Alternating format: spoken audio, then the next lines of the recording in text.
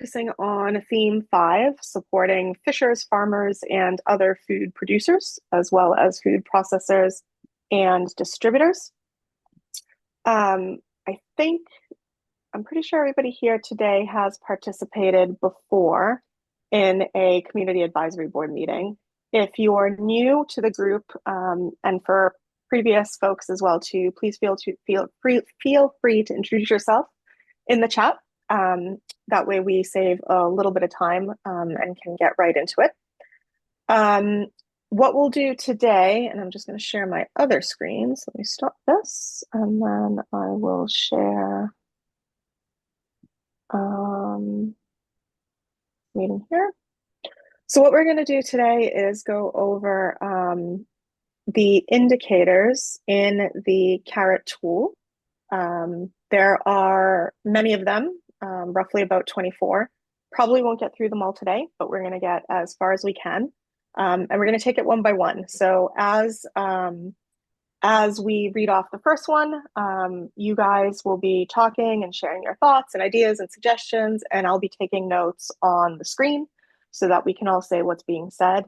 After the meeting, Rita at the Marion Institute pulls this all together into a spreadsheet and tries to make more sense of it. And that ultimately is going to help inform not only who we're interviewing and doing focus groups with as part of our project in the region, but will more generally inform the plan to make sure that we're not missing any opportunities or addressing any barriers that we might not be aware of in the plan. Does anybody have, oh, and perfect timing, here's Rita. Let's just give her a second to join in. Hey, Rita. Hi, how are you? I'm so sorry. I don't know how I ended up on a totally different link. That's okay, no problem. I just gave folks a brief introduction about the topic Great. and what we're going to do with note taking. So if Okay. you kind of perfect timing, really. So if you want to kick off, then we can do that. Right. Yeah, absolutely. So, apologies if there's some redundancy, but as you can see, we are launching into theme five. And theme five is really going to be about, it's got two sub-themes. So it's looking at sub-theme A, which is really looking at the needs and views of everyone who's involved in growing, catching, harvesting, processing, distributing food. So that really core inner circle of our food system. Um, and are they being included in conversations and decision making? And are they being provided the support that they need to be effective, to be resilient to the things they're doing? The second sub-theme, B, is about providing financial resources for local food. So who is out there providing funding and support for local food system, uh, in infrastructure and programs and building the next generation?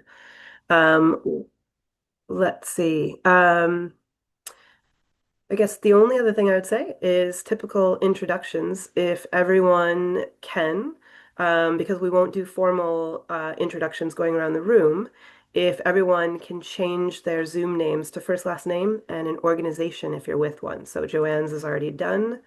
I'm about to do mine. You click the three little dots in your Zoom window, and you go down to rename, and then that's a good way for us to at least at a glance get an idea of who's here today. Um, you will see again, Joanne, you might have mentioned it, for those of us who have been to each of the meetings, that we do have these additional seafood indicators that we're working into the questions. So that's why you're going to see SD 39, and then you're going to see CA for some of them, as that's going to be indicating which are seafood and which are original carrot. So, all right, will we get started? Anything else, Joanne? Anything else that, nope. Nope, I Okay, think we're good to go. great. All right. So, first question is looking at in Plymouth County, just very basic question. Are fisher and seafood processing concerns being incorporated into any local planning or emergency response? Does anyone know if the fishing industry is being involved, in planning an emergency? Yeah, I know that as far as like environmental issues that the oyster industry, especially in the Duxbury Bay area, is integrated into all their into their emergency action planning, specifically for like environmental disasters. Okay. Sorry, and I missed that. The emergency action planning. Who's emergency action planning? So there's been like I know, for example, Duxbury, as like their own municipality, and then as far as like I'm trying to think of the name of the organization that specifically um not it's well coastal zone management. Yeah. So when they're doing like environmental action planning, the oyster farmers are definitely included in that. Okay. Um, Tied into this came up in some seafood indicators from themes we've already done. But there are questions around when we're looking at fishing processing concerns being incorporated into local planning. Um, for any of the towns that have some fishing and seafood industry, do you know if planners are looking at protecting access to water, dock access? Are people from the fishing industry being involved in those conversations? Are the conversations happening? So we read at OCPC, and I bet Barrett's probably done some potentially as well too. We've done some hazard mitigation plans for Mhm. municipalities, as well as some open space and recreation plans. And in the three coastal communities that are in our region, which is Plymouth, Duxbury, and Kingston, the only mention of food in general is really related to agricultural land, Mhm. not to the fishing industry or water access. In Duxbury's open space plan, there is some emphasis to improved water access, but Mhm. not in the context of emergency planning. Okay, Um, so I would say for our three communities at least, it's definitely a gap, but it's I'm again. not sure about the other coastal communities in the county. That's good to know. So what maybe if you could just list the places that might we might look, which is the open space plan, and probably planning departments in the other communities. But for the three that you cover, we know this really isn't happening. Yeah, I think the harbor master is a lot of times the liaison between these groups. I know Mm, the town of Plymouth has spent a lot of money in redoing a ramp that's specifically used for local fishermen right next to the new Maritime Center. So that's a parking lot and a boat launch ramp that they can put smaller boats in and out of. And I know they're very involved. The harbor master is very involved with that. okay.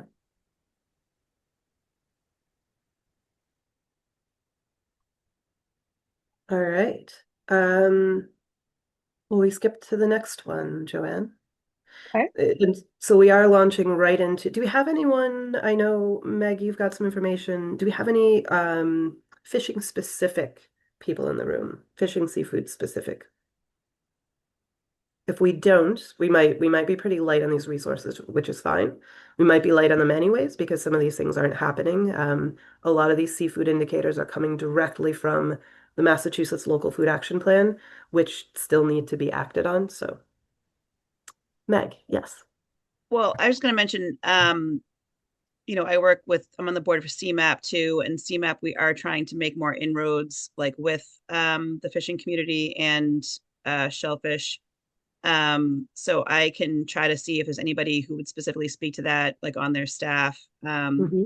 And then Molly Volmer can probably talk a little bit too about Barnstable Extension does a lot of this work. And again, when it comes to like seafood and fishing, especially, I mean, it's not really boundary specific. So even though the funding there is in Barnstable County, they are actually doing a lot of work to help up in our region too. So Okay, that's good to know. So CMAP, bringing farm and processor concerns, Barnstable.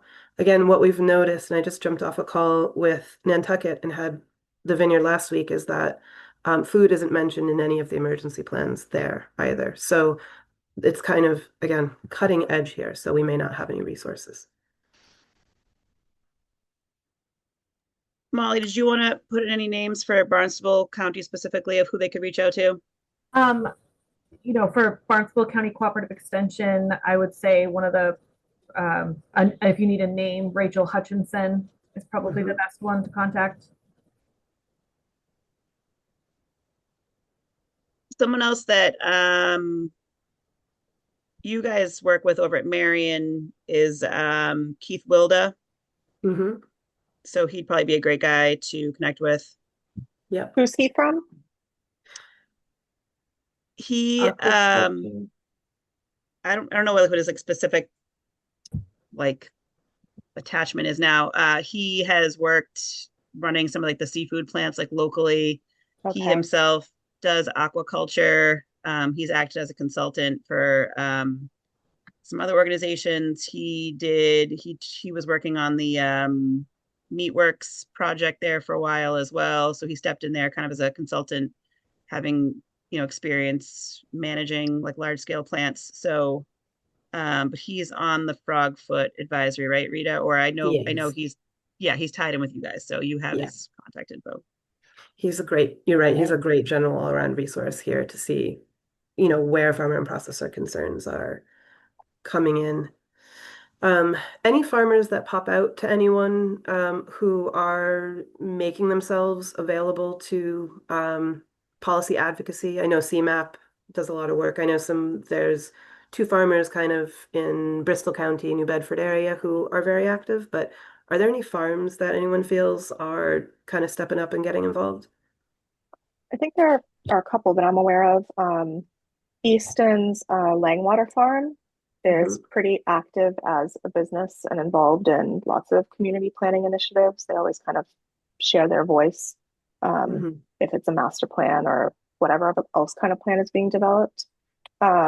Also, Hornstra Farms, which is in Norwell, but they now also have a location in Whitman, have been pretty active, particularly in Whitman, because it's a new site for them and they have big plans for it and are investing a lot of money. But they generally are pretty proactive in lots of planning related initiatives around the area.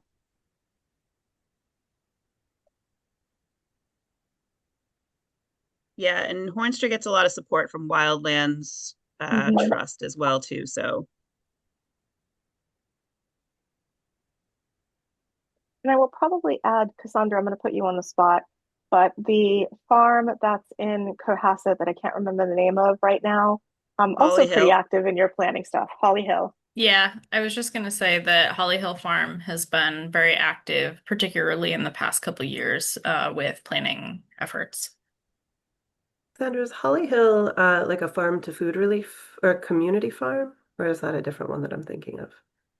They're they're a Uh, nonprofit, but they dig yeah, into a lot of they do a lot of like school gardening. They do like a program with teenagers where they grow food and it goes specifically like from farm to food pantry. But then they have in the past had like a nonprofit arm, which does the education, and then they had a for-profit arm that was growing their food and things like that. And they're trying to like raise enough money right now to like essentially like buy the land and then probably go like under like one umbrella so that it's not quite still like split, but it's Gotcha.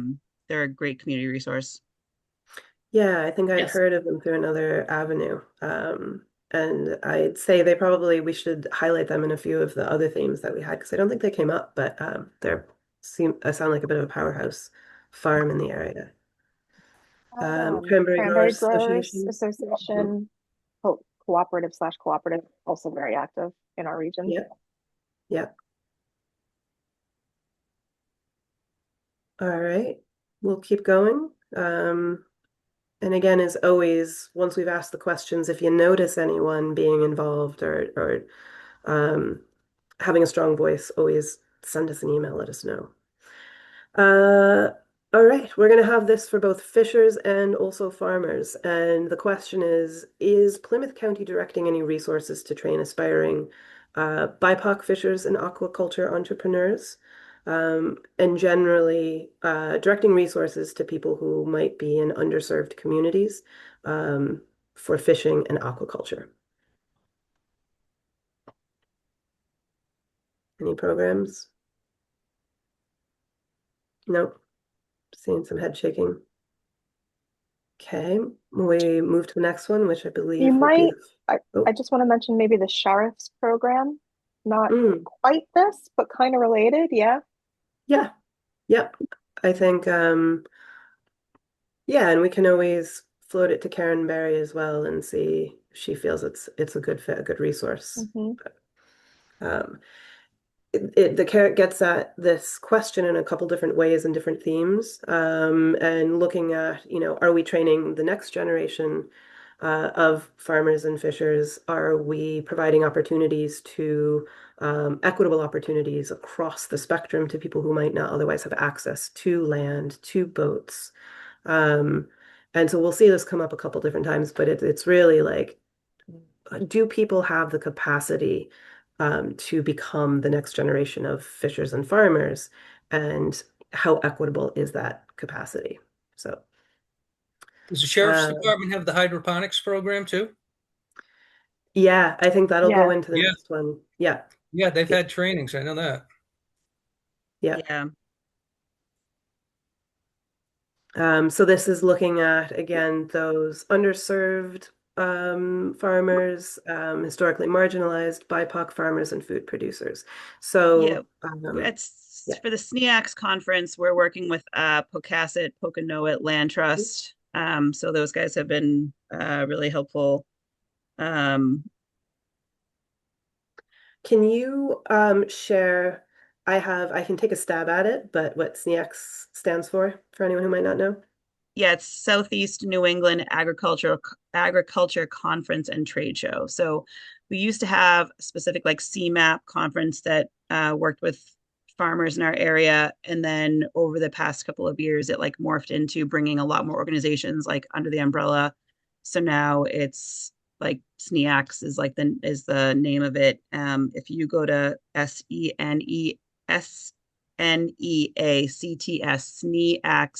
SNEACS.org, you can read more about it and see who the organizations are that are on like the planning team. And you Beautiful. said the Pokanoet and the Pocasset land trusts? Yeah, Is that right? Pocasset. It's Pocasset Pokanoket. Okanoket. Yep. I Yes, just thank you, Bill. yeah, Joanne, I just put it Pocono. in the chat as well. Okay, awesome. Ah, thanks. And they are a tribal, and also Pecasset Pokanoket Land Trust would be um, the organization that does quite a bit of education and land access. Um, is Pecasset Pokanoket, would they be Plymouth County? Would they be considered Plymouth County? I think they span a couple, so I was I'm gonna not sure. say again, like boundaries, it's like Yeah, a who knows? Especially tribal boundaries. So I think it's Yeah. a good point. So yeah, and I know that they're working quite a bit. They might actually be Plymouth, and I think they do a bit of work in Bristol County because they were part of ours. But yeah, they do a lot of work around this. and then I know also, that. oh, I'm sorry, go ahead. No, go ahead. I was gonna say Land for Good also, they're not specifically Plymouth County, they're regional, but they are working to try to connect more.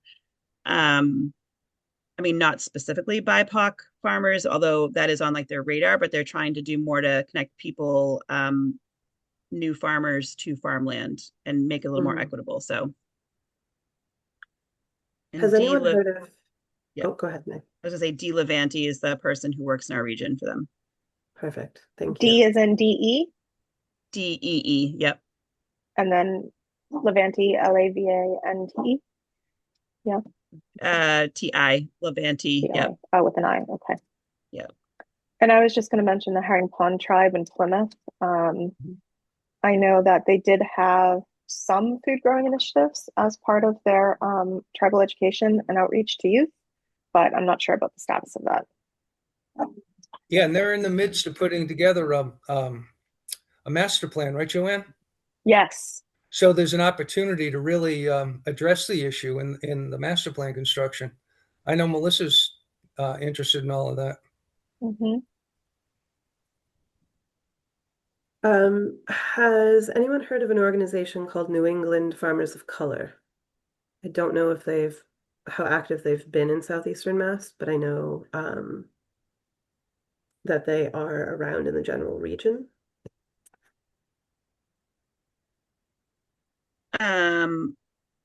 A group that's been trying to get more active is is it Young Farmers Network? Hold on. It's not, I mean, Young Farmers and Ranchers is under Farm Bureau. Trying to think of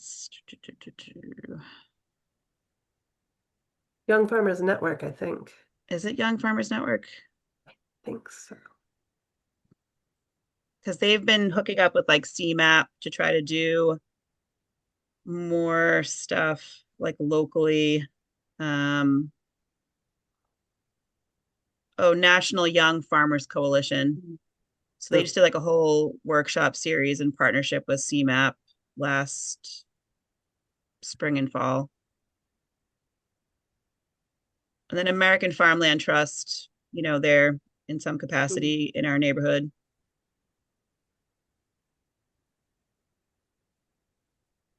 I would maybe to throw MDAR on here.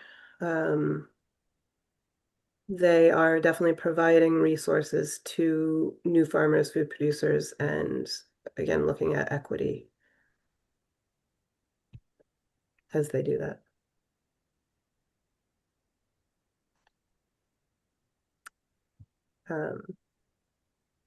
And Joanne, there's a link in the chat there for the youngfarmernight.org. Is that linked to the National Young Farmers Coalition or something separate?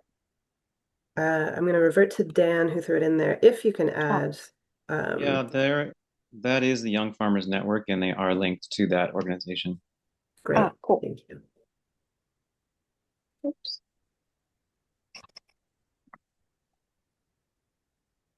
Okay, I'd say we can move to 63. Next indicator. Where we are looking at, is there an agricultural advisory board composed primarily of farm representatives that provides guidance to local governments on ag matters? And the carrot does add that is listened to, which I think is great because you can have the board, and are they being listened to? If anyone knows of agricultural commissions that are active in their towns, it would be really helpful. Or if there's any other agricultural advisory boards in your towns, we'd love to hear about those. Plymouth has an agricultural commission. They do. Yeah. They're looking for some new peeps if anybody wants to join. If anybody here lives in Plymouth. Yeah, Kingston has an active agricultural commission too, and they put on an annual agricultural fair, an agricultural day. Great. Yep, Marshfield's Ag Commission is also very active. They work closely with their farm to pull off their farmers market, and they do some workshops, etc. And the sheriff has an ag board, correct? I think,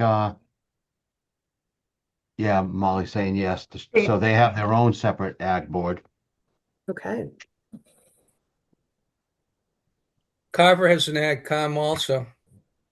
They're pretty active.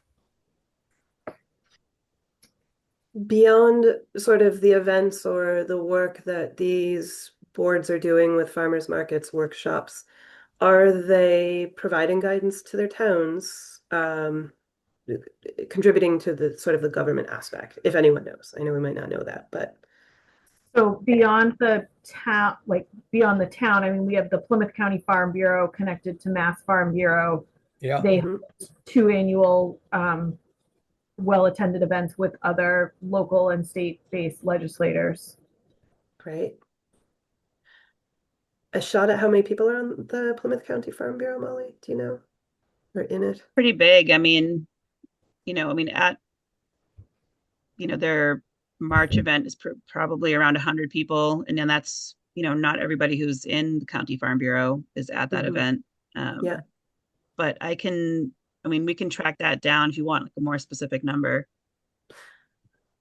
Yeah, I think that if you come across it, I think it's helpful to know, especially as this work is being incorporated on our side of things into this broader food system assessment that looks at how we're doing sort of across the region. So it's definitely interesting to see that participation in organizations like the Farm Bureau by farmers compared to number of farms.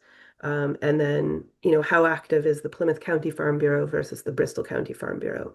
And for us, it's really about understanding where are these resource hubs and can we connect people to resources? So, not I something can to tell spend a you lot of time on. Plymouth County is definitely more active than Bristol County specifically.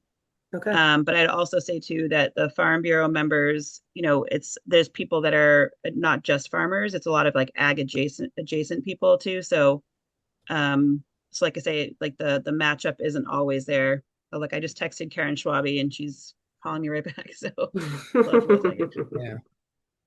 There's also in our, oh, sorry. I was just going to say, a lot of the ag commissions in our region were set up for pursuing right to farm.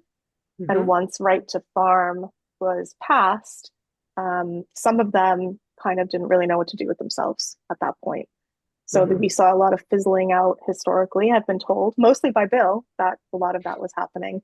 And then the Mhm. only other thing I wanted to mention too is that it's not just ag commissions, but some of our communities also have like herring commissions as well too, specifically looking at fish runs, Oh which I think yeah. is important.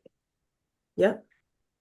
Yeah, Rita, in the last year, MDR, as part of the Farm Preservation Plan, State's Farm Preservation Plan, has had Pete Westover going around the state listening to AgComs, and he's had county listening groups. So you might be able to get some good feedback from Pete's sessions. I know they were fairly well attended in some spots. That's great. Yeah, I definitely would love to have him listed as a source of information that we can reach out to. I think this is from what I've heard as well. And for all I know, Bill, this was you saying it as well, but that there is this look to sort of review and potentially revive these ag commissions that has started really again just in the last year and a half or so.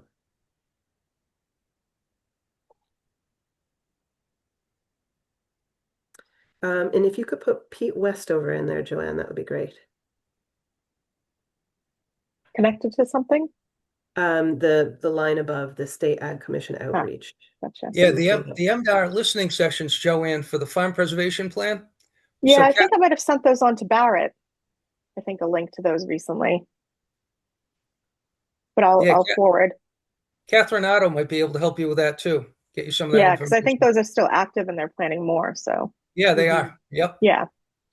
And just a note for people who maybe haven't spent much time looking at agricultural commissions lately, but a year ago when we first started doing the carrot with Bristol County, the only resource we had to understand what towns had ag commissions and who was active was an outdated website that had been done I can't even quite remember now, but prior to 2020.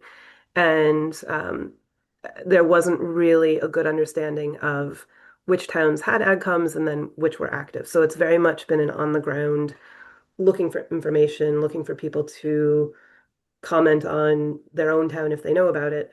But just in the last year, MDR and Peter Westover in this project has really started to give us some more information. So the state, it looks like, is going to be prioritizing that as a way to get farmers involved. All right, well, we move to our next indicator. All right, this one hopefully is a shoo-in. We have local cooperative extension staff who actively supply farmers and food makers with critical information about local food production, distribution, and marketing.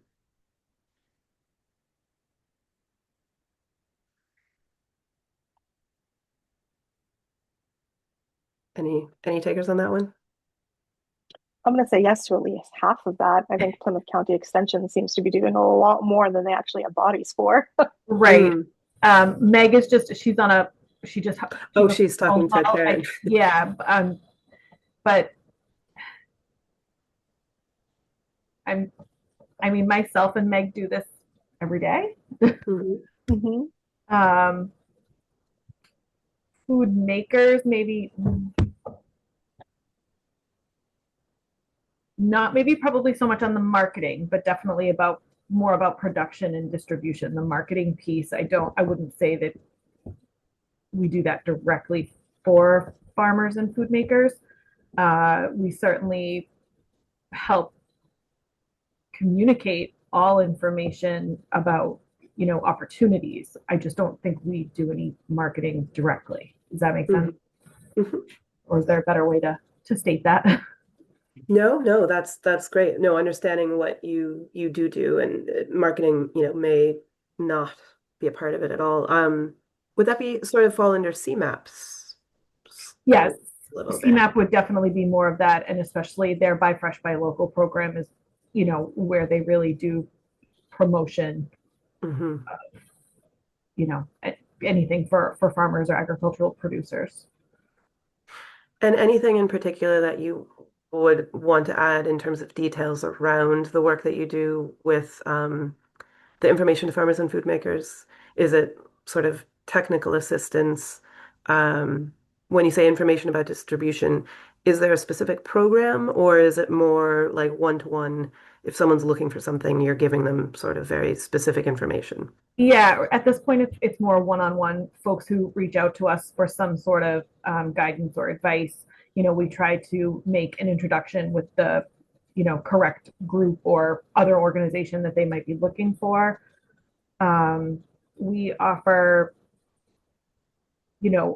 we say unbiased research-based information that trickles down from UMass. If we can't help with something here directly, we link folks up with those specialty folks at UMass so that they Mhm. get, that, for instance, we don't have anybody down here who manage, or who, neither Meg or myself or anyone is, you know,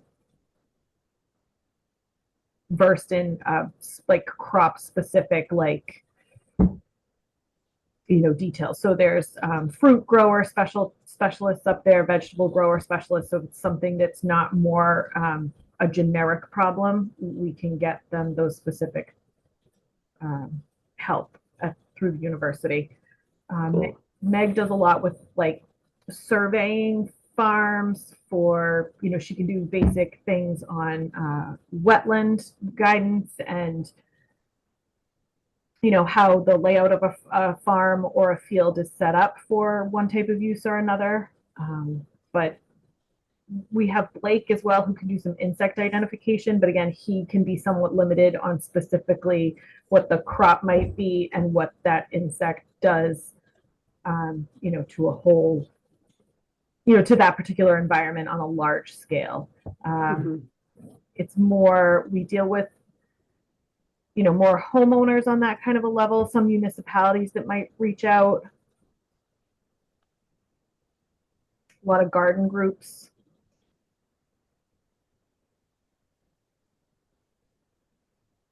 Sorry, just trying to think as we're talking. We do so many different things, but it's pulling out the information right now while we're trying to document it. I'm just You know what? trying to. Yeah, that's okay. We'll just put some big asterisks here, maybe, Joanne, and we will see what we can glean from your website, but we can also at some point just come through and this is where having the different programs that you have listed out, we'll put it into the findings, but we don't have to put you on the spot right now. But we Yeah, and can come the back one to you. the one other piece I would say that we do here in Plymouth County Extension is we really try to educate the next group of farmers or agriculture folks. Hmm. So that's where the bulk of our time is spent as, as a whole team down here. Brilliant. I'll add to the list as well too that although not specific to food necessarily or farmers, chambers of commerce do often provide a lot of support to businesses on things like marketing, especially. So I think Hmm. that's a resource for folks, whether you're in food or not. Yeah, I think that's a really good point. Um, And I think that to that point, and off the top of my head, I can't think if we get at that question again later on. I think we look at different aspects of it, perhaps, Joanne, but Mhm. that, beyond cooperative extension, who is doing that kind of work, providing local food Ah, producers with the gotcha. critical information. So yeah, no, I think that's a great point, and might be something we want to come back to if we don't get it, because again, it does kind of put our cooperative extension staff on the spot, and there could be, a real ecosystem of organizations doing that. So The other extension-based thing here in Plymouth County is the Cranberry Research Station in Wareham. So again, they're specifically focused on cranberries and pest management. But again, I don't think they do the marketing piece, but they do all the rest of it. And Molly, I know they were mentioned earlier, I think related to aquaculture. How much sort of interplay is there between, say, the Barnstable or the Cape Cod Cooperative Extension? Like, do you kind of fill in gaps for each other, or are you duplicative sometimes? Yeah, it kind of depends on what it is. There are some initiatives that we try to work on together. A lot of it is kept separate though by the regions that we cover, Okay. unless we don't offer that program in one office or another, and then we certainly cross the border. Gotcha.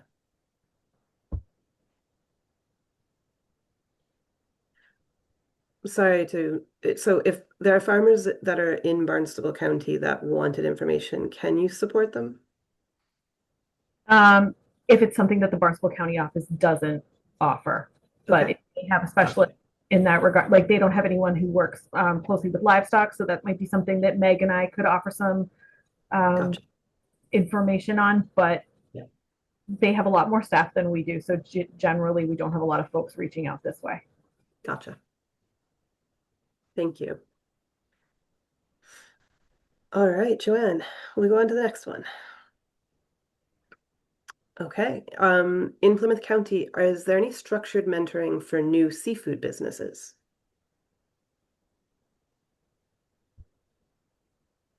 Nothing. I wouldn't be Plymouth, surprised. Oh, go Plymouth ahead. Economic Development Plymouth, oh man, what are they called? Plymouth Community Foundation. It's Oh, just Judy, Plymouth help me out. Foundation. It's Plymouth Plymouth Foundation Foundation. now. Thank Yeah, you. no They problem. changed their name and I get confused. Plymouth Foundation. I don't know if they have. I don't think they have a structured mentoring program, but they certainly do a lot of networking and outreach and one-on-one support for, in general, the seafood, aquaculture, blue economy sector as a whole. That's a priority area for them.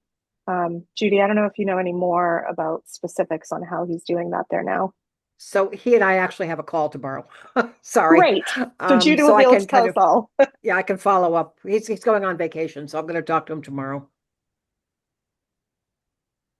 Does anyone know about their chambers of commerce and whether or not they're doing anything specific for some of those coastal towns, anything specific for new seafood business entrance? No, I the know that Plymouth Chamber. Oh, sorry. Go ahead, Judy. I was just going to say there's SCORE, which is national, but I don't know Yep. if it kind of gets more specific, like if that's ever been a resource. And I know that where I've lived, you can, the chambers of commerce sometimes work with people in SCORE, but go ahead, Joanne. Yeah, no, the SCORE program exists across the region. In the Greater Brockton area, it's actually located at the chamber, but it is separate from the chamber. So the SCORE program does provide, that's again, just general business support. I've never seen anything specific to seafood or specifically even to food related stuff. There's also NeighborWorks Housing Solutions. I know it's misleading, but they actually provide a lot of small business support as well too, particularly to startups. So that's across the board too.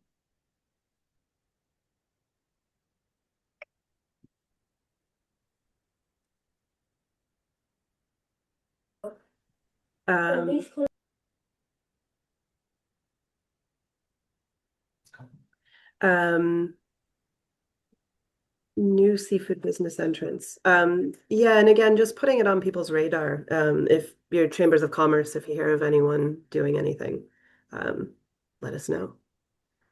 How All about right, the let's group in New Bedford, Rita? How about in New Bedford? This was a no. We did not come up with anything. We had E for All, more so there again, more general. I think they do some work in Plymouth County. They support small businesses generally, but not specific to food or seafood per se. Okay. We are having focus group. We are having a focus group with Jen Downing's fishing industry seafood networks. We didn't have these fishing specific questions when we did the Bristol County, so we didn't get to go into as much depth. But this question about structured mentoring for new food businesses more generally, it's a big gap in Bristol County. Okay. Okay, let's go to our next indicator.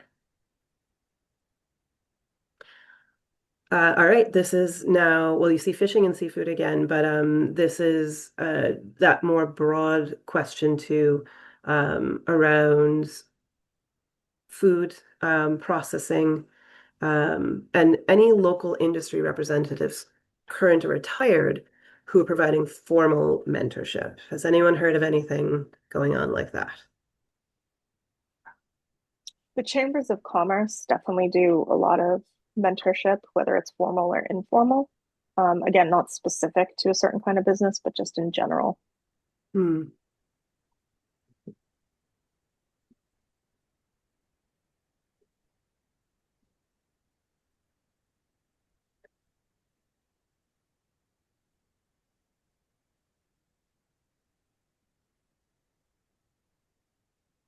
This is one that we haven't seen a lot of resources on either, so we may not have much to add here.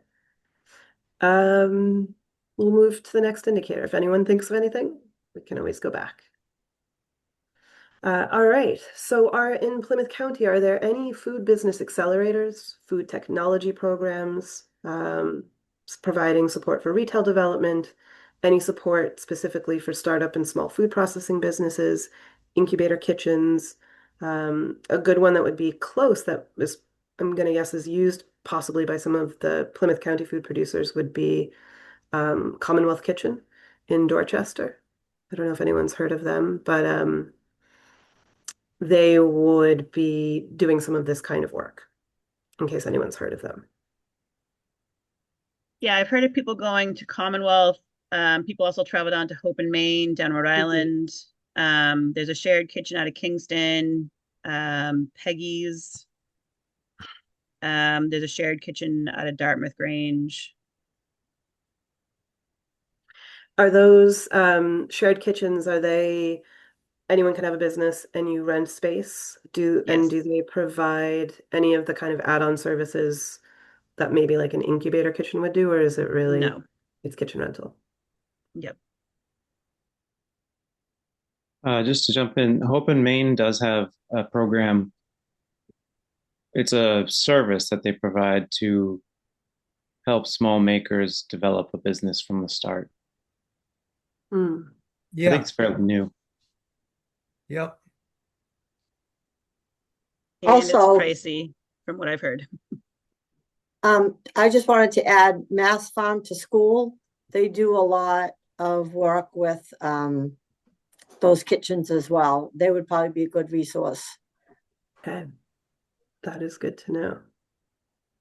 There's also a shared kitchen in Cohasset. I don't know how often it's utilized, but Also, like a rental space, basically. You book Yeah. it and use it. Mhm. I'm pretty sure there's one in New Bedford as well.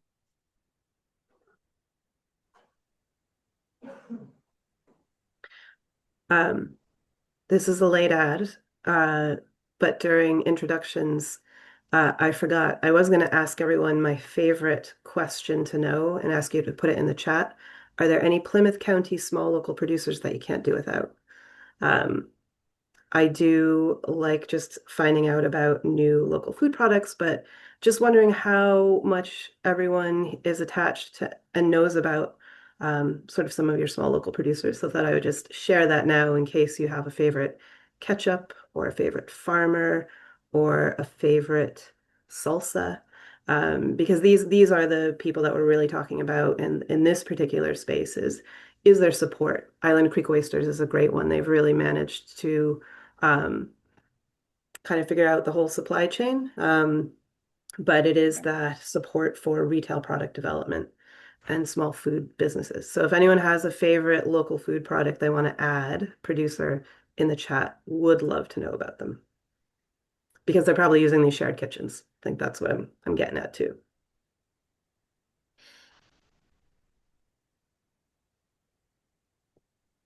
To Meg and Molly, does that ever come across your desk where you've got a farmer that wants to do a value add product? Yeah, it comes across me sometimes, and typically, I'll suggest MDAR's value added product grant. I'll suggest, like say some of the local shared kitchens. Mhm. I think most people, I'll also suggest insurance. A lot of people don't kind of put all the pieces together. So yeah, we have had some people come our way looking for that.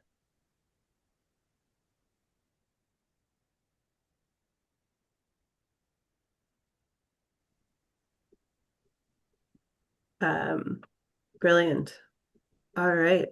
We can move on to the next one. I do want to note that I didn't realize Dan, who's in the room right now, makes the hot sauce at Freedom Food Farm. So if you haven't tried it, I hope by the next meeting everyone has. Thank you. All right. Oh, Dan, was that you? Were you going to say don't put a run on your hot sauce if you haven't made it yet? It's available on our website, so Great. Okay, now this is a question again back to the seafood. Any incubators or accelerators specifically supporting seafood product development? Very likely no, based on some of our other answers. So I'd say we can move on, Joanne. If anyone has anything to add, certainly let us know.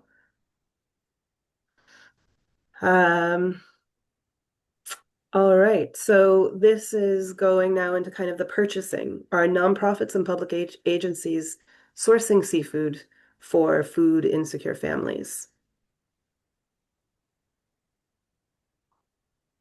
Anyone know about that happening? And we might need to get some more people in the fishing world to help us answer this, but I believe Coastal Food Shed was doing that. I'm not sure if they are still able to with a lot of the local food producer grant cuts. Yeah, that's a very good point. And are Coastal Food Shed also, are they coming all the way into Plymouth as well? I know that they procure from Plymouth County producers. We've sold them chicken before, and I know for a fact that they have local producers that are producing for Cool. them or have in the past. That's great.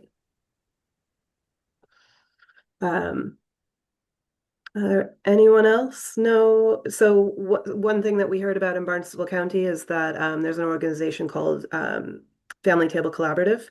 They make prepared meals and they will get some fishermen donating to them. That's one way. And then I can't remember which county, but I think the environmental police sometimes confiscate fish and that would go into pantries. I don't know if that happens in Plymouth. No, but we'll find out. This is Christine Keller from Catholic Charities, and most of our seafood is coming straight from the food bank. But I know a lot of it is locally purchased. Okay. So local food banks, or is that like Greater Boston Food Bank networking? Greater Boston Food Bank Network. Okay. So Greater Boston Food Bank is purchasing local fish and it is ending up. Okay.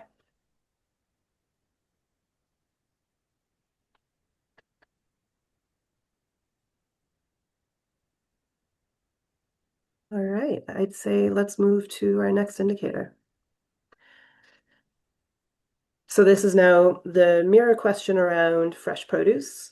Are there public agencies or nonprofit organizations that are purchasing and distributing fresh produce from our farms and getting it to food insecure households?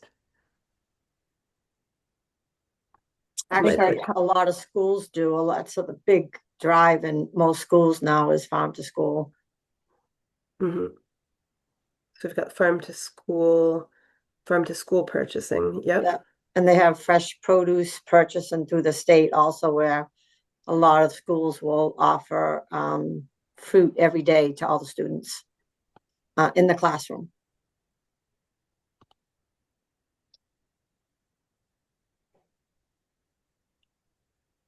And Wonderful. Greater Boston Food Bank also does a lot of local food produce purchasing as well. Mhm. I know, I think we have spoonfuls on here. I just to kind of clarify, don't know if this is something you're doing. You may not be purchasing, but you might be distributing. I don't know if you're working with local farms or if you're working more with retailers. Hi, yeah, this is Liz from Spoonfuls. Can you all hear me? I'm on the move. Yes. Yes, we Okay. can. So yeah, we do not purchase any of the food that we recover. We do work with farms, not yet in Plymouth County, but that's because we have not started work there yet. But yeah, we are working with farms across the state, but none of that food is being purchased. It's their excess that they're prepared to donate. Yeah, I think in an ideal world, there would be some way to help them recoup that loss. Yeah. And just for what it's worth, I'll add that there's a bill kind of moving through the legislature now that might offer a tax incentive for that. But as far as purchasing, that's not something that we're doing. No, but I think that's a good point and a great note, because it does kind of bring the work that you're doing into this, which is, again, I think the idea here is, are we prioritizing, are we considering local farms? Are they sort of economically a part of this equation? And I think that that tax benefit would count when it comes in. Yeah, and I'll just add too, there's an existing federal tax incentive that I believe farmers should be able to access for donating food. So that it already exists. Mhm. Megan, Molly, do you ever hear about farmers utilizing that or asking about that?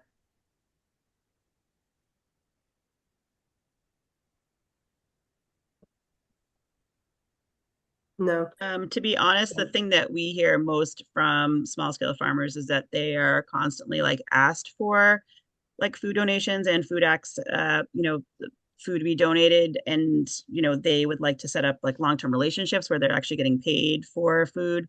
Obviously, Boston Gleaners has done some work down in this area. Marion, you guys are trying to pick up, on that space that's been kind of created. Obviously, the sheriff's department, I mean, everything that they're producing is donated. But again, like I would say on the flip side, mostly what we're hearing from farmers is that they would rather not have to donate. They would rather, like, so again, with the coastal food shed, they were doing so much with that local food producers grant. And actually there are some farmers who've taken like a huge hit by that grant disappearing. And I know of one farmer that's actually going to be stepping back and going out of business because they had shifted over so much of their food specifically going to coastal and cutting animals in a way that made the most sense for purchase to food insecure families. Because again, like the way that you cut your cuts and things like that, and the loss of that has made them kind of like question why they're doing it. So Yeah, that's I mean, that's one of the worst stories, but yeah, that government program was massive for both sides of the equation. It's sad to hear that. Holly, Senior. Oh, sorry. who was that? No, go ahead, Cassandra. I wasn't sure who that was. I was just gonna say Holly Hill Farm donates to our local food pantry to provide them with fresh produce when it's in season. And sometimes they will also, I know one of the workers there, he will use our Elder Affairs building's kitchen to create soup that they can put into their freezer for people to take instead of just having the fresh fruit, because they were noticing that a lot of the patrons would get the fresh produce but then didn't know how to use it. So instead, he's kind of pre-prepping it for them. That way they could just heat it up. Okay. So I think adding elder affairs and senior centers, I think are big distributors in our region, to potentially quite a few food insecure households, and also Meals on Wheels. Metro South Boys and Girls Club operates a freight farm, and so occasionally Catholic Charities will receive some of that extra produce. Yeah, we do a really, really small scale program with teens in summertime where produce is being delivered to Council on Aging, but they pretty much most of their food that they have free food there every single day, but that's all coming from South Shore Community Action Center. Okay. They're probably actually good. Yeah, we should mention them here for sure.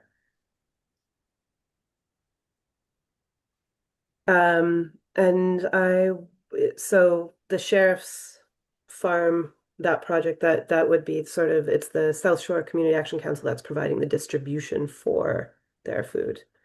That be correct? From what I've heard, you walk it across the road for your distribution. Great. All right, let's jump to our next indicator. We'll be finishing section A with this one. So in Plymouth County, input from historically marginalized farmers about their needs and preferences is an explicit part of formulating community food system policies, practices, or programs. This might be one of those questions where if we're not getting a sense that farmers generally, their needs aren't being included in these conversations, we're probably not getting to that sort of subset of historically marginalized farmers. But does anyone have any resources, thoughts, experiences they want to add for this one?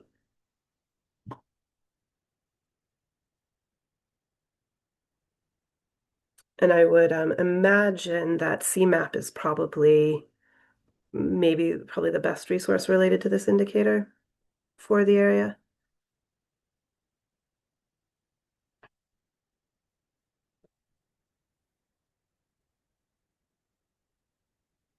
All right, John, I'd say let's skip to section B.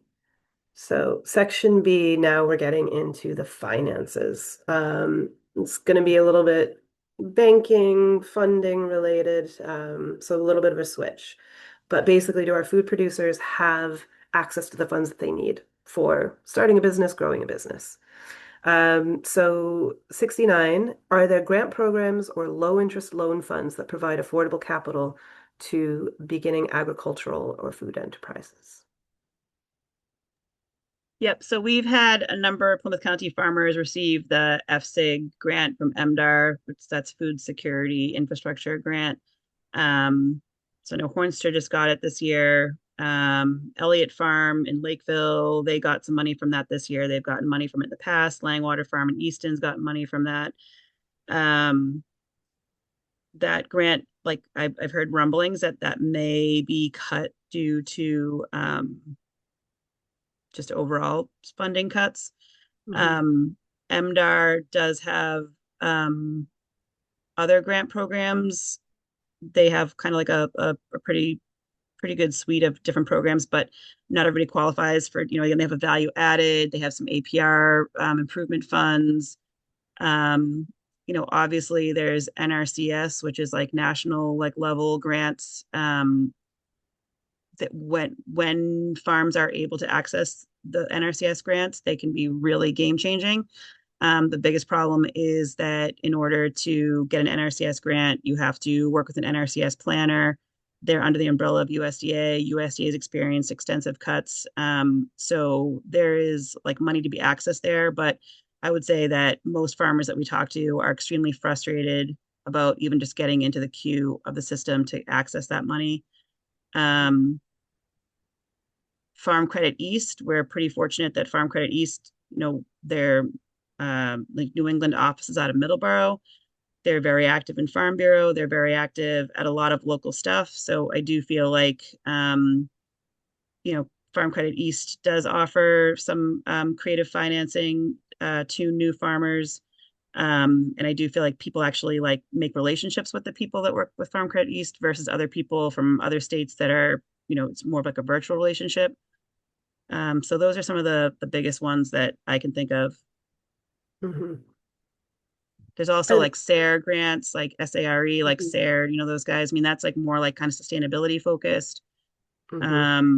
So again, sometimes people just like, they don't necessarily like fit into like the exact description for the grant funding.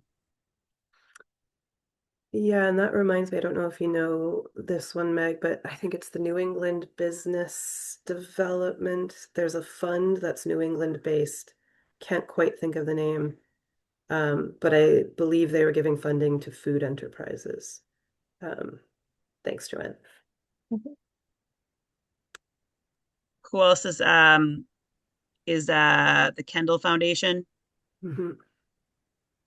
They do innovative food operations, mostly like around schools, but not always. Does anyone know of any foundations or sort of hyper local programs that, towns, foundations, commissions? Is there any funding ever available there to small food businesses or agricultural producers? Anyone talking about it even? Sort of tangential. I know that farmland is a big land conservation goal for some of our land trusts. So Wildlands Trust, I know, has raised money to purchase farmlands, and some of those farmlands do remain in active production through lease arrangements and whatnot. So there's definitely some private donor stuff going on.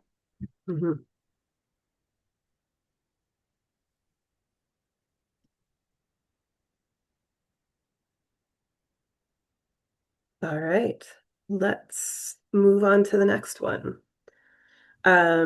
This is a question about programs that connect farmers to markets for surplus food and imperfect produce. And I think that we kind of, we got into this a little bit with the prior one, and spoonfuls, and just noting too that the sort of the market part of this, and thinking about that, are they getting paid for it or are they donating it? So we'll kind of interpret it broadly and just say it's another market. But yeah, if we get specific about which is happening. And then the imperfect produce is a big one too. Spoonfuls, or Liz, I don't know if you're specific when it comes to surplus versus imperfect, if you do both. Sometimes those are two different aspects, because imperfect might be really good for people who are making salsas or tomato sauce, versus surplus, which could mean you might get 50 cucumbers, 50 tomatoes, and 100 heads of cabbage. So there's a sort of consistency to the two different streams. So that's why I think they're called out separately here. Yeah, I can add, I think, we talk about unsold, uneaten, surplus, etc. And I think imperfect often falls into that, lands in those boxes.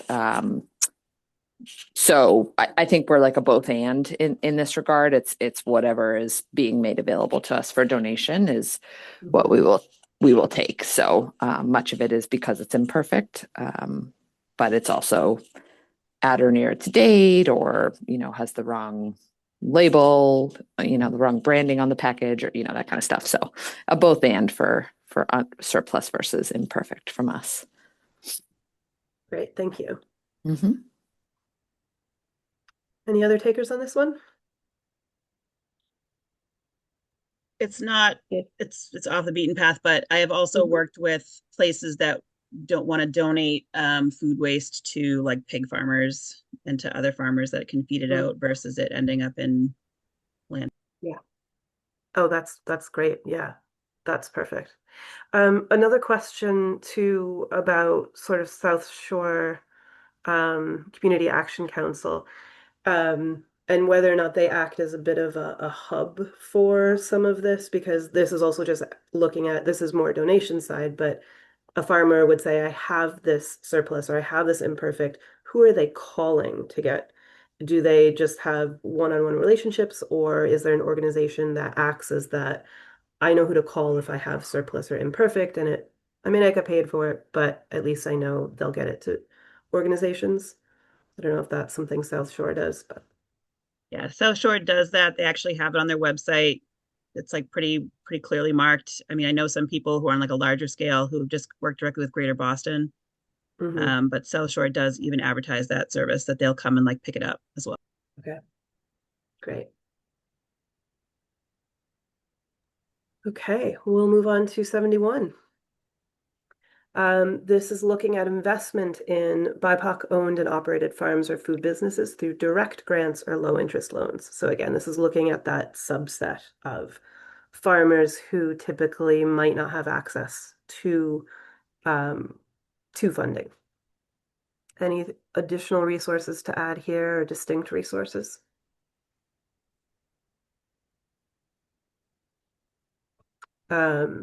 And I would imagine some of the resources that we called out before will add to see if they're active here, like the New England Farmers of Color. They would be one that comes to mind, but we would just have to find out if they're active here.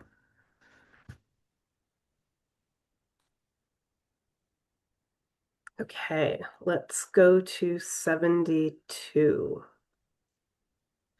So 72 is looking at community organizations, local government, and nonprofit organizations, and if and how well they collaborate on with local food supply chain actors. It's kind of a mouthful.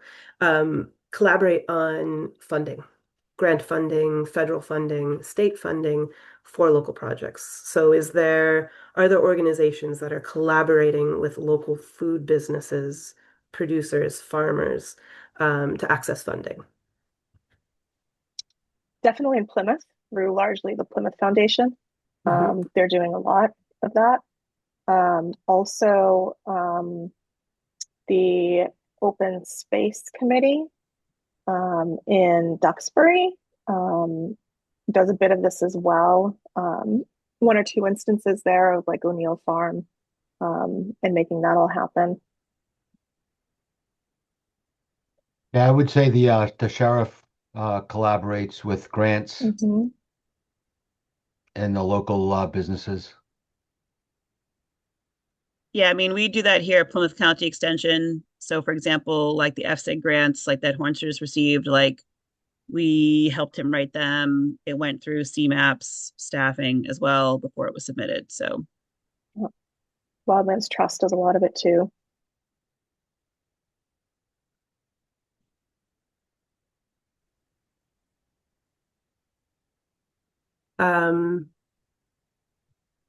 That's a pretty good list. Any, I would say South Shore Community Action Council.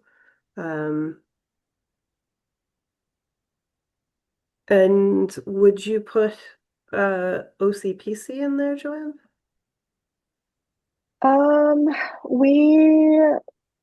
We definitely collaborate with municipalities. I can't think of an instance where we've directly collaborated with a business on something, although they're often part of the mix.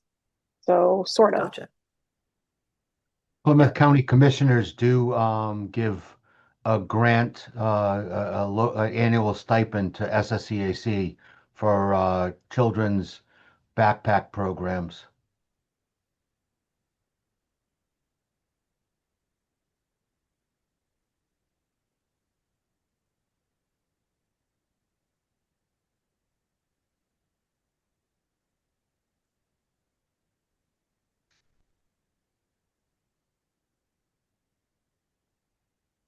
Okay, I'd say let's move to 73. 73 is looking at whether or not public agencies and nonprofits or businesses, or I would say institutions like schools, have adopted incentives or relaxed procurement rules that allow more food purchases from local sources.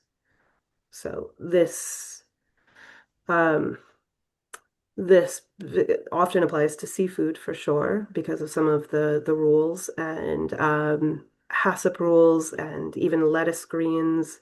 How washed are they? So sometimes schools and hospitals can't necessarily source from smaller local sources.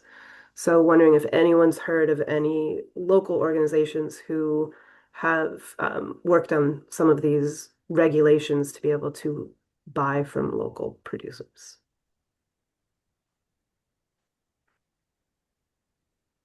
And I just would point out that I think this is something that Massachusetts Farm to School is really kind of focusing on bigger picture. I don't know about some of the specific pieces, but they're certainly trying to help schools and small food producers navigate a lot of the regulations to allow this. Also, there's a lot of new blanket contracts through the state for food, produce and fresh seafood that now all the schools can just hop on and be a part of without having to go through all the procurement process individually. Hmm.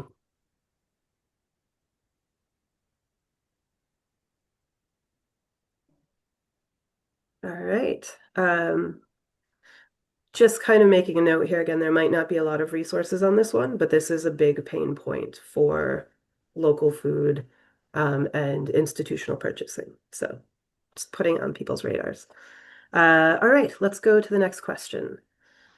Next question looks familiar, sounds familiar, is quite familiar to the two indicators ago. This is looking at the local organizations collaborating with people in the food system to secure local grant funding. The other one was looking at state and federal funding.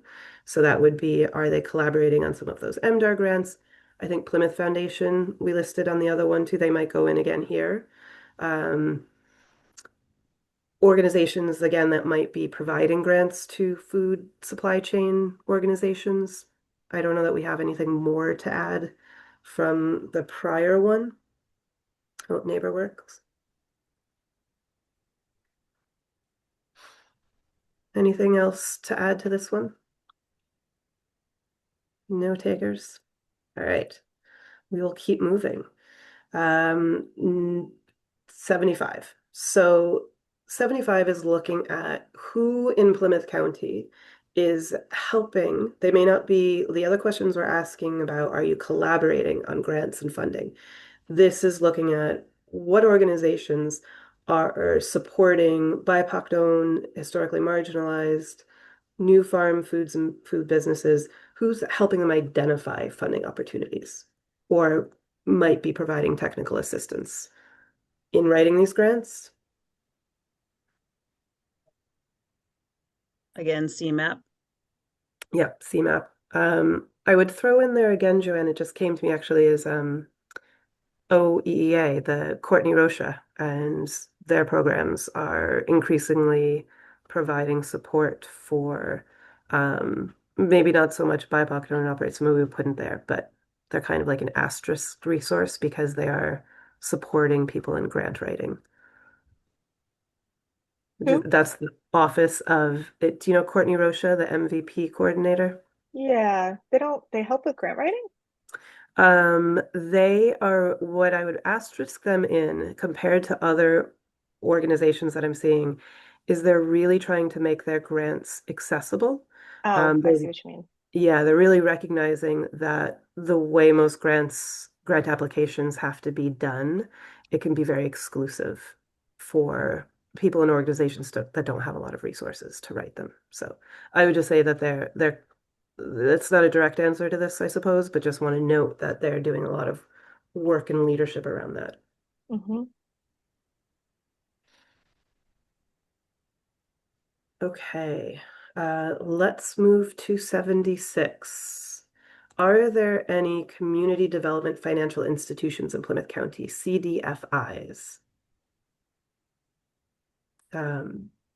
Mass Development, I know they're active down in New Bedford. They've got a TDI program that has supported a food program, or it's in the works. I don't know if they are active in Plymouth County. They were and they are now more so on a specific project by project basis, often for infrastructure and larger projects. And they did have a TDI program in Brockton years ago, but that's been over for a while, and that was general business support downtown. Gotcha. Anyone know of any other CDFIs? I feel like a good project out of this carrot would be for all of us to pretend to set up a food business and try and do this work and see what happens. Because I feel like a lot of us haven't had this firsthand experience trying to do this. I don't think we have a CDFI in Plymouth County. I think the closest one is on the Cape. And they're not bound by county bounds, obviously. But they are regional. Right. Okay. Right. Yeah.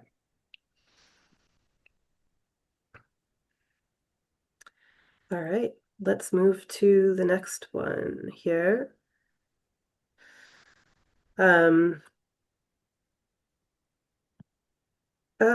This looks like a repeat, but I'm not sure why. Does it look like a repeat to you? Or to anyone else? I don't know if my eyes are just going cross-eyed. It is. I think it's just not specific to, like here it was specific to government agencies and nonprofit orgs. Oh, yeah. And okay. here it's just open. So kind of the same. Yeah. So again, who out there, because I think we can open this up because it feels like this is sort of an emerging gap generally, providing assistance for funding for small food businesses, but probably don't have much more to add here. There is a Black-owned Brockton. It's sort of a chamber. I guess you could call it a chamber of commerce, but not really formally. But it does do support for BIPOC businesses in the city, workshops, events, promo opportunities, that kind of thing.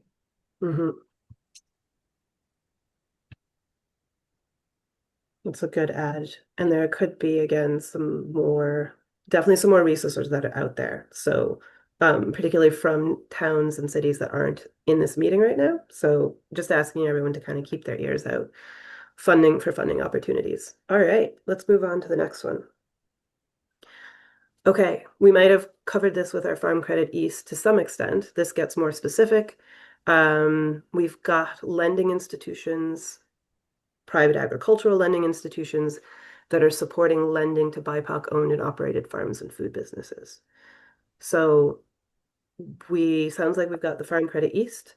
And again, this question is really getting at, we might not be able to answer this right now, but particularly because BIPOC owned, operated farms and food businesses often would have more difficulty getting access to funding and finances.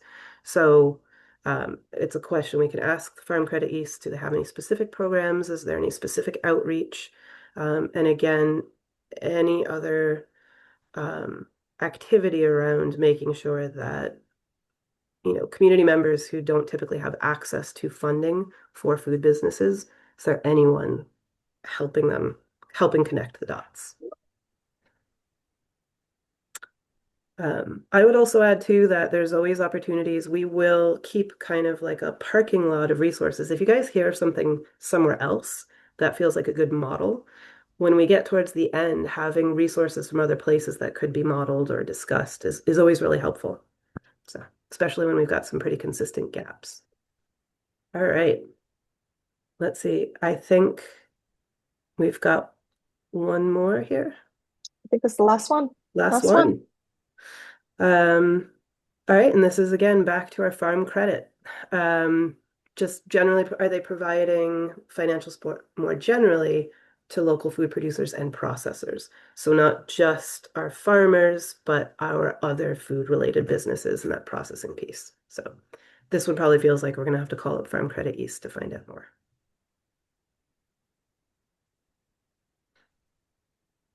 All right. Thank you, everyone. We finished another theme, like really finished it. I really appreciate everyone staying on and sticking around. I saw a few notes in there about your favorite foods, but again, just keep an eye out for your local food producers. As you can see, it's hard for them to get funding. Any questions about this theme or any of the other themes or upcoming dates or the project? So if I may, just quickly for those folks who weren't on our meeting before this steering committee meeting, we are going to be launching a public survey and a survey for food-related businesses next week. So you all via email will get a little promotion kit that includes the survey link, a flyer, social graphic. It would be awesome if you could share that with your networks and of course take it yourselves. So look for that next week. We are going to be putting I know Rita, after this meeting at some point and before our next meeting, we'll send you kind of a summary of this and what we found so you can add to it. We'll do the same for previous meetings so that you can go back and look at what we've discovered under the other under the other themes for the carrot. And you'll have a chance to add to those as well. Yeah, that's a great add that this we are moving now into the next step of this carrot assessment, which is what we've generated now are these sort of draft findings, and we're putting them into a document where everyone can kind of run through, and for an indicator you can say, oh, you know what, you forgot to talk to so and so, and you can tell us that, or you can clarify, you can say, oh yeah, Plymouth County Extension does do that and the program is called this. Or you can tell us, no, we don't do anything related to that at all. So it's really confirming those findings. And we're going to go to our community advisory board first to run their eyes over it. And then once we've refined that list, then we'll be working on a combination of focus groups, one-on-one interviews, workshops, other ways at getting at really coming up with that inventory of resources for each indicator, as accurate, as wide as we can get it, knowing that it won't ever be complete, but a good start. And we have 2 themes left. So our next meeting on February 25 will cover food sovereignty and equity. It's clearly lunchtime. And then the meeting after that, I think, is more focused on the economy, if I remember rightly. So we've got 2 more themes left, and then we'll be the kind of bringing it all together phase after that. Yeah. All right. All right. Thank you, everybody. Have a wonderful day. Stay safe and warm this weekend. Thanks, Thank you. everyone. Take care. Bye-bye.